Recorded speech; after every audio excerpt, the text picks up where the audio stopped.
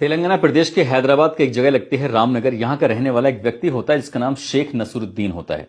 शेख नसरुद्दीन खुद, उसकी बीवी, उसके बेटे, उसके बेटे की बहुएं, बेटियां, बड़ी बहन, परिवार के बाकी सदस्य लगभग 18 जने होते हैं जो एक साथ सऊदी अरब में उमरा करने के लिए प्लानिंग कर रहे थे।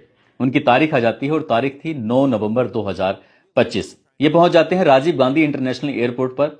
जब 18 के 18 सदस्य एक साथ थे तभी नसीरुद्दीन ने, जो उन्हें एयरपोर्ट पर छोड़ने के लिए आए थे, उनसे कहते हैं कि एक ऐसा फोटो खींचो, उस फोटो में हमारे पूरे के पूरे परिवार के सदस्य आ जाएं।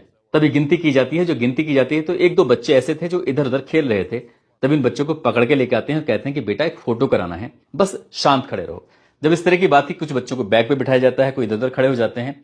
और ये एक फ्रेम में फोटो बनाने के लिए फोटोग्राफर को काफी मशक्कत करनी पड़ती है, मेहनत करनी पड़ती है। मेहनत इसलिए करनी पड़ रही थी क्योंकि उनके सामने से कोई भी आगे से निकल जाया करता था, समझ नहीं पा रहे थे कि फोटो खिंच रहा है। आखिरकार ये फोटो तो खिंच जाता है, मोबाइल में कैद भी हो जाता है। और ये कोई नहीं जानता था कि 18 सदस्यों का एक साथ जो फोटो खिंचा था सऊदी अरब में उमराह करने से पहले, ये उनकी जिंदगी का आखिरी फोटो हो सकता है। क्योंकि जैसे ही वो सऊदी अरब में जाते हैं वहां पे एक हादसा होता है और उस हादसे में 18 के 18 सदस्य मर जाते हैं।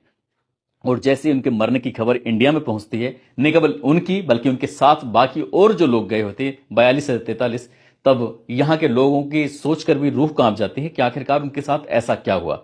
आज की इस कहानी के माध्यम से यही जानने और समझने की कोशिश करते हैं कि वो उमराह पर जो गए थे, आखिरकार उनके साथ ऐसा क्या हुआ जो सबके सब एक साथ 43 लोग मारे जाते हैं।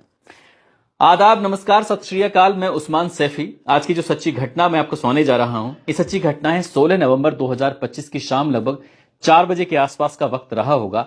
सऊदी अरब के मक्का शहर से एक एयर कंडीशनर बस, जो कि मदीना जाने के लिए तैयार खड़ी हुई थी। इसमें जो बस के 3 स्टाफ बताए जाते हैं और बाकी मौके पर इसमें जो भारत के रहने वाले थे, वो भी हैदराबाद शहर के 44 लोग थे जो कि उमराह करने के लिए आए थे। इन्होंने लगभग 1 सप्ताह के आसपास मक्का में बिताया और यहां बिताने के बाद अब अगला पड़ाव इनका था मदीना में जाने का। वहां पर जाकर ये जियारत करने वाले थे। जैसे लगभग 450 किलोमीटर का सफर था, उस सफर को तय करने के लिए ये बस में बैठे। कुछ सदस्य ऐसे थे जो जल्दी ही आराम से सो गए, कुछ क्योंकि उसमें महिलाएं भी थी, बच्चे भी ज्यादा संख्या थी, पुरुष भी थे, जो जिन्हें लग रहा था कि पूरे दिन के थके हुए हैं वो आराम से बस में जाकर सो जाते हैं। कुछ ऐसे थे जो जग रहे थे। इसी में से एक सदस्य ऐसा भी था जिसका नाम मोहम्मद अब्दुल शोएब होता है, जो कि ड्राइवर के एकदम बिल्कुल पास में बैठा हुआ था। ये अब जो समय हो गया था वो इंडिया के समय के अनुसार लगभग 1:30 बजे के आसपास का समय था। ये बताया जाता है कि भारत का और सऊदी अरब के समय में लगभग 2.5 या 3 घंटे के आसपास का अंतराल रहा था। 17 नवंबर 2000